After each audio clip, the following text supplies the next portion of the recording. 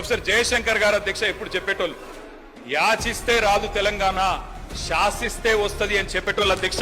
ఇప్పుడు కూడా అదే చెప్తా ఉన్నాం తెలంగాణ ప్రజలకి, యాచిస్తే రాదు, శాసించే స్థితిలో తెలంగాణ ఉండాలి అధ్యక్ష.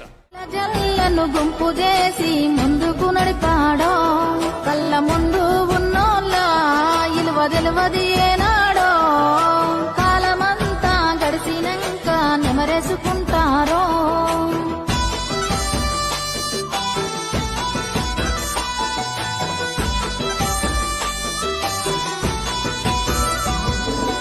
ఎనరా భారత ఈర కుమార ఏరుని అరికథను, మన కల్వకుంట్ల కథను, కనరా భారత ఈర కుమార నేలగన్న కలను, చంద్రశేఖర్ అన్న కథను, నూరుగు మీసాల పోరాడప్పుడే మెదడు ఎంత పదును, కలత చంద్ర తోడు చిన్ననాడే చూసి నేల తల్లి వెదను.